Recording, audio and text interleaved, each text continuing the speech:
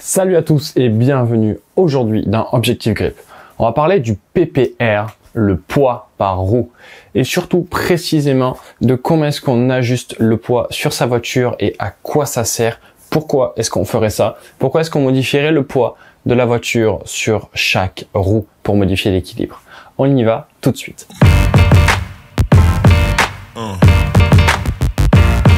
Le PPR, le petit poids par roue. On appelle ça aussi ajuster le poids à chaque coin, à chaque angle de la voiture. Quel est l'intérêt? Alors, si on prend une voiture de série, parce que je sais que la majorité d'entre vous vont avoir une voiture de série et pas un prototype, tout simplement. Donc, une voiture de série vue du dessus, par exemple, on a ici les 4 roues. Alors, je fais des grosses roues. Donc, imaginons de série, on a une voiture qui pèse, on va dire, 1 tonne. Par exemple, un truc comme une Clio RS. À peu près. Donc on a ici 1000 kg. Dans l'idéal, dirons-nous, sur une voiture 4 roues motrices, on va partir là-dessus, très simple, on aurait 250 kg partout. Maintenant, si on veut une traction, disons-nous, si on voulait une traction, on veut plus de poids sur l'avant pour accélérer mieux que ça et freiner mieux que ça. Parce que là, il y a trop de poids à l'arrière et qu'on accélère le poids par vers l'arrière encore plus. Donc, c'est compliqué. Bref, donc on voudrait plus, genre 400, 400, et du coup, il nous resterait 100 et 100. Un truc comme ça. Mais voilà, et sur une propulsion, on voudrait plus de poids à l'arrière en général. Donc, 400, 100, mais peu importe. Le problème, c'est que sur une voiture de série comme ça, en fait, donc là on est parfait 50-50 avant-arrière et 50-50 gauche et droite. Une voiture ne sera jamais comme ça de série. Il y en a qui arrivent à faire 50-50 avant en arrière. Ok. Par exemple, ma S13, elle est quasiment 50-50 d'origine. Quasiment, je dis bien. À 20-30 kilos près. 50, allez, maximum. Ça dépend de la quantité d'essence que vous avez dans le réservoir. Alors, une voiture de série, on va avoir plutôt des choses comme 300 côté conducteur, par exemple. Ici, du coup, on va avoir plutôt 280. Ici, du coup, il va nous rester quoi? Là, on a 580. Ici, 220 et ici, 200. Et encore, celle-ci, elle est à peu près équilibrée. Très honnêtement, pour une 4 roues motrices, là, on n'est pas trop mal. Mais vous voyez qu'ici, on a 200, ici, on a 300 et ici, on a 200. On a 50% en plus de poids à l'avant gauche. Alors imaginez sur les virages à droite, quand la voiture va vouloir tourner comme ça. Hop là, ça va appuyer de malade sur ce pneu-là. Déjà qu'on a beaucoup de poids en statique, qu'on va tourner, on va avoir un transfert de charge qui va être monumental. C'est-à-dire qu'on va avoir un poids, une force là-dessus qui va être énorme. On n'aura plus grand-chose sur le reste, surtout sur celle-là en fait. En entrée de virage, et ça va être vraiment problématique pour le grip parce que ce qu'on veut pour la tenue de route, c'est vraiment le plus de poids sur chaque roue possible et surtout à l'intérieur parce qu'on délaisse les roues intérieures et ça fait perdre du grip.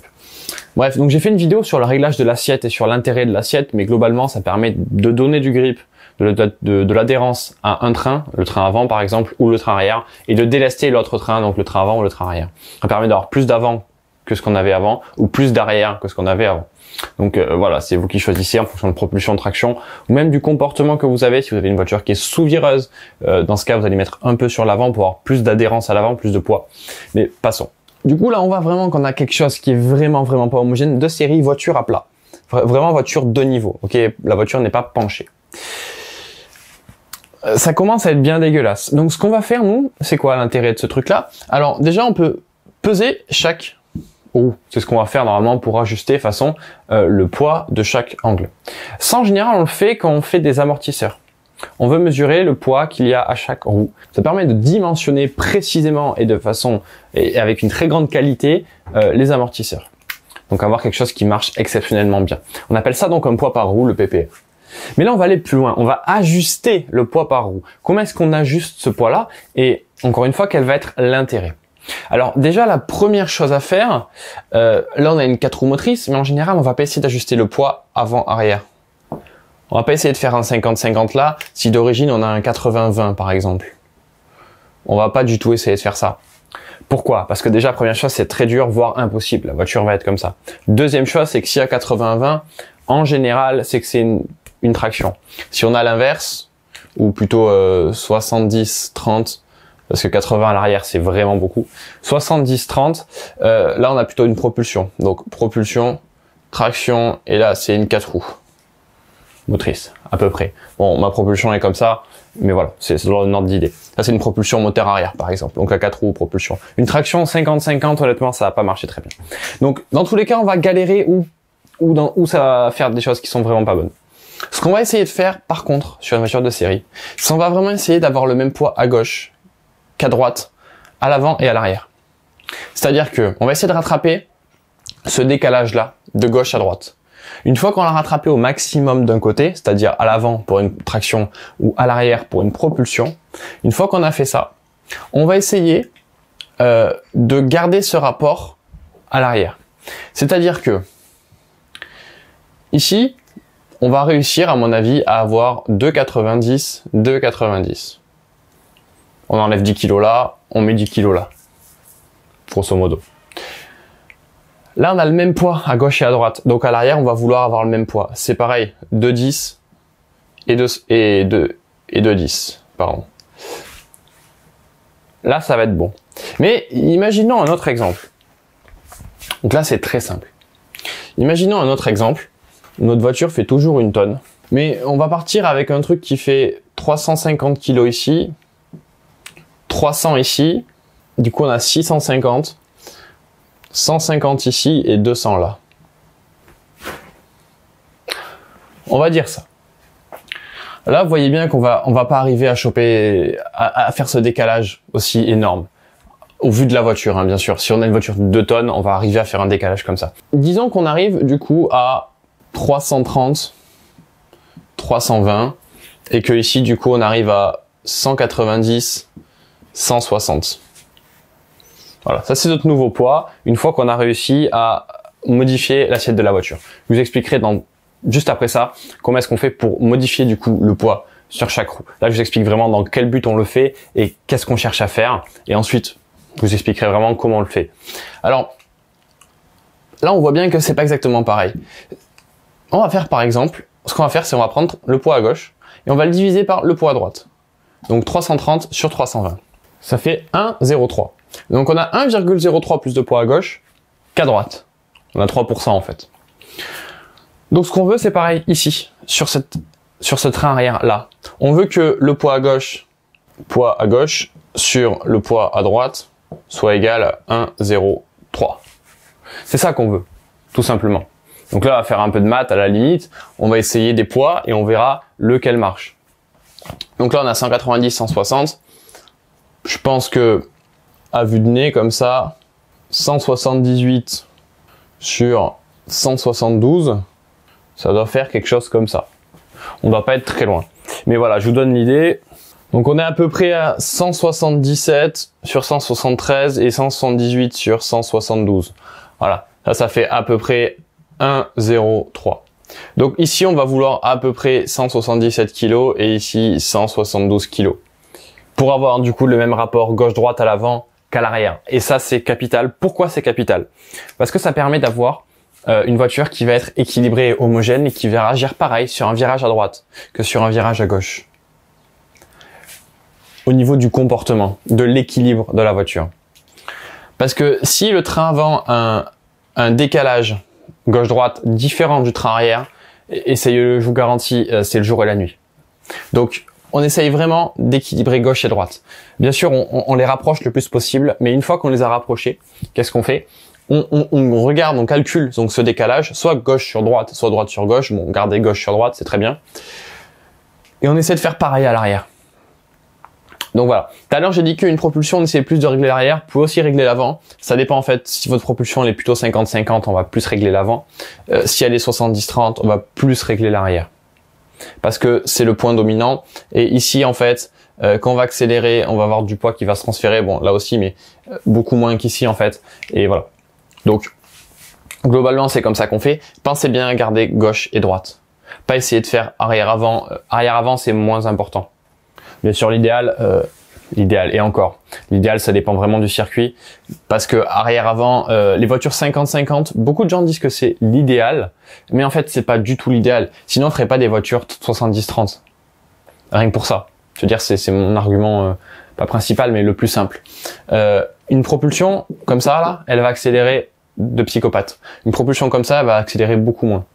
Maintenant, haute vitesse, celle-là, elle accélérera aussi vite que celle-là. Pourquoi? Parce que celle-là, pardon, elle aura pas de problème d'adhérence à haute vitesse. Donc ça sert à rien d'avoir autant de poids à l'arrière. Maintenant, à basse vitesse, celle-là, elle va aller beaucoup plus vite. Par exemple, sur du 400 mètres, etc.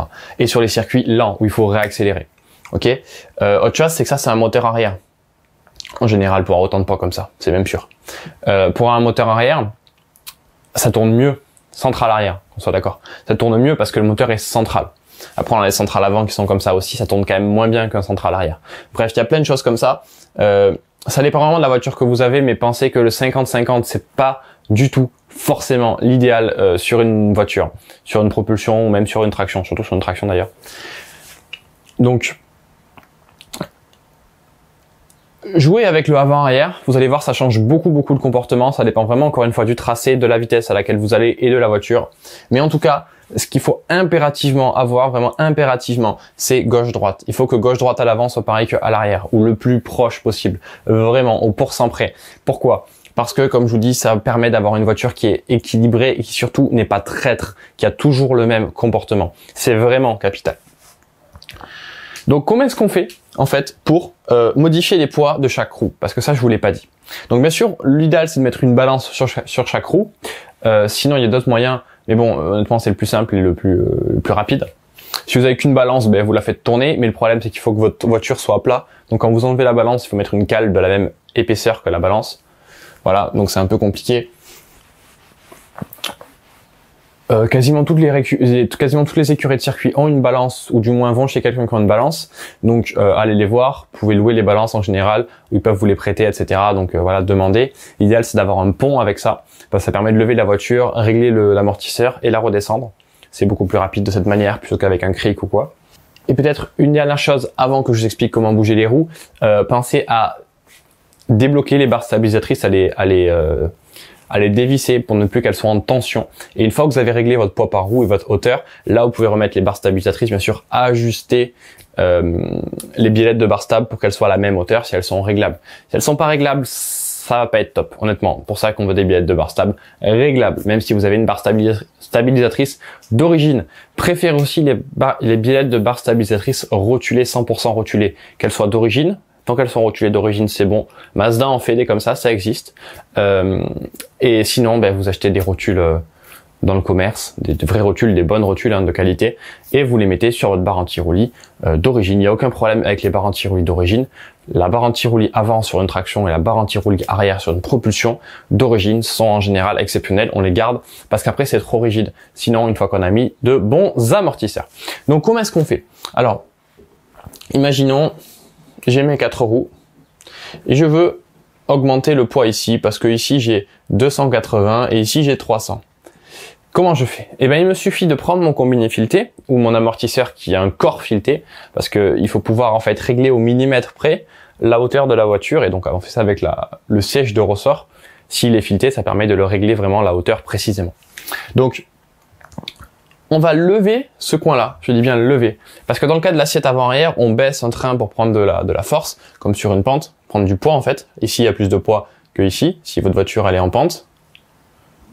Mais là, par contre, on va lever. Pourquoi? Parce qu'on lève qu'un côté, on lève pas l'essieu.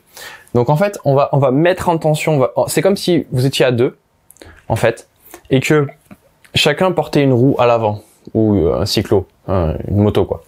Et que celui qui va lever la roue de 1 mm, si vous voulez, qui va essayer de forcer, qui va lever légèrement la main, vous allez voir qu'il va plus forcer. Si vous essayez de faire ça, levez plus que votre copain, mais légèrement, vous allez plus forcer.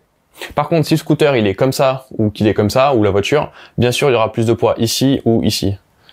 Voilà, plus de poids là, que là, et là, que là. Mais si votre truc il est de niveau, quasiment, à peu près, et que vous levez juste un côté, là par contre vous allez prendre du poids.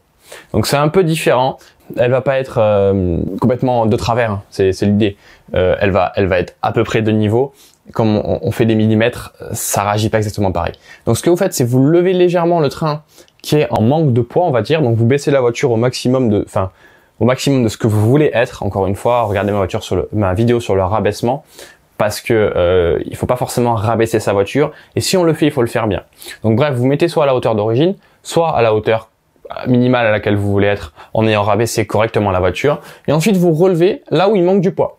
C'est-à-dire que ici, bon, on va dire qu'on a quelque chose de symétrique, hein, peu importe. On va dire qu'ici, il manque du poids. Donc ici, on va relever, on va tourner, hop, on va relever le siège de ressort.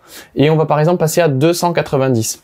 Ici, du coup, une fois qu'on relève et qu'on passe à 290, il n'y a pas de poids qui se crée, de masse qui se crée. Donc si ici, on rajoute 10 kg, ici, forcément, on enlève à peu près, je dis bien, 10 kg. Donc on va avoir 2,90. Ici, qu'est-ce qui va se passer? Il y a ce qu'on appelle le transfert de charge diagonale. Si on rajoute du poids ici, on va rajouter aussi ici. Je dis une connerie, disons 283. Et donc ici, on va aller à 297. Voilà. Et là, vous voyez que ça agit comme ça. Et donc, vous faites ça. Vous relevez le côté qui n'a pas assez de poids. Donc, vous faites un train à la fois. Une fois que vous avez réglé votre train, là, par exemple, il est parfait, notre train avant. On veut régler ce train-là. Alors, ça va un peu jouer là-dessus. Donc, vous faites ça. Une fois que vous avez fait ça, hop, valider. Ensuite, on va travailler ce train-là. Donc ici, par exemple, il manque un peu de poids là, donc on va relever ça. Alors, ça va un peu interférer, ne vous inquiétez pas. Une fois que vous avez bien réglé ça, hop, valider. Et ici, on retourne là et on peaufine. Et ensuite, on revient là et on peaufine à la limite. Et voilà. C'est juste ça qu'il faut faire. Vous en mettez pas au kilo près. Pour information, les prototypes LMP1 du Mans, LMP1, LMP2, LMP3, tout ça, sont au kilo près. Sont à 1 kilo près. Donc si eux, ils sont à 1 kilo près en mode c'est pas très grave 1 kilo, vous, très honnêtement, vous pouvez être à 1 voire 5 kilos près, il n'y a pas de problème. Donc si en relevant là, vous passez ici à 2,91 et là à 2,89 ou même à 90, hein, j'en sais rien. Enfin bref, là vous serez à 2 kilos ou 1 kilo, peu importe. C'est pas grave, c'est bon, c'est validé, c'est check. Ok, on passe au truc suivant. Alors, un dernier point auquel j'ai pas touché, c'est quand vous freinez en ligne droite. Si ici vous avez 300 kg, ici 280, cette roue elle va bloquer plus tôt que celle-là. Et c'est gênant. Ça veut dire que vous allez être limité en termes de freinage par cette roue-là, alors que vous avez plus de potentiel. Alors que là et là, vous voyez, on est à 290 et pas à 280, donc on peut mieux freiner en ayant ce truc-là, en ayant ajusté notre poids. Première chose. Et deuxième chose, c'est que si vous bloquez qu'une seule roue, bon, on bloque tout le temps qu'une seule roue en général, sauf si on vraiment freine comme un âne. Si vous bloquez qu'une seule roue, la voiture va tirer d'un côté. Et ça va être gênant. Ça va être gênant. Si votre voiture est bien réglée, elle va tirer d'un côté. Si c'est une voiture qui est vraiment d'origine et qui est pas réglée pour la piste, donc en fait avec des déports négatifs, les jantes qui rentrent à l'intérieur, elle va pas tirer forcément. Mais du coup, vous allez moins sentir la voiture, etc. Enfin bref, les voitures récentes sont faites comme ça. Normalement, elle est remodifiée pour apporter du déport, du feeling et on va perdre légèrement en stabilité. Donc, quand on va bloquer une roue, la voiture va décaler d'un côté, on va tirer. Mais c'est pas très grave. Au moins, on va sentir qu'on bloque une roue, on va sentir quelque chose. Bref. Mais le problème, c'est que tirer d'un côté, c'est pas top. Mais au moins, on sent les choses. Alors que si vous avez une voiture qui est pas modifiée avec des déports négatifs, il est possible que vous bloquiez une roue sans tirer, mais du coup vous ne sentirez pas que vous bloquez une roue. Vous allez juste voir la fumée, entendre le bruit et peut-être sentir dans la pédale, mais si c'est une voiture vraiment récente, il y a très honnêtement peu de chance. Maintenant, vous allez me dire, avec l'ABS, on ne bloque plus de roue. Oui, c'est vrai. Bravo. Mais bon, il faut un ABS performant, sinon honnêtement, un ABS pourri, c'est bof. Mais avec une voiture récente, vous aurez un ABS qui est performant, je n'en doute pas. Donc j'espère que la vidéo vous a plu. Si vous avez des questions là-dessus, que vous n'avez pas compris quelque chose, qui est très probable, c'est un sujet quand même qui est très compliqué, je suis allé un peu vite pour pas faire une vidéo non plus de 40 minutes, donc n'hésitez pas à me le dire en commentaire, posez-moi les questions, je réponds à tout le monde, vous inquiétez pas. Je vous ai préparé une vidéo aussi sur les 3 meilleures améliorations à installer aujourd'hui, maintenant, par votre garagiste, en 5 minutes, vous lui laissez la voiture, vous lui posez un rendez-vous, il fait ça, vous revenez 1 heure ou 2 après, je sais pas, ça dépend de sa vitesse. Et vous avez une voiture que vous ne reconnaissez plus. Une voiture pour pas très cher, vous avez grosso modo une voiture qui est égale à une Porsche. Et si vous avez déjà une Porsche, vous avez une voiture qui est égale à une LMP1. Globalement, voilà l'idée. Donc pour voir cette vidéo, vous avez juste à cliquer en haut à droite sur le petit i comme info où tout est dans la description. Voilà. En tout cas, j'espère que ça vous a plu. Posez-moi toutes les questions que vous voulez en commentaire. Likez cette vidéo, partagez-la pour m'aider avec la chaîne et faire croître la chaîne, développer la chaîne. Et qu'on arrive à ce projet 205 turbo. Je vous en dis pas plus, je vous dirai dans des prochaines vidéos. Abonnez-vous pour suivre ça, mais ça va arriver très fort. La 205 turbo sera donnée à un abonné. Je vous dirai comment avoir des chances de l'avoir. Et moi je vous dis à plus, roulez bien, salut.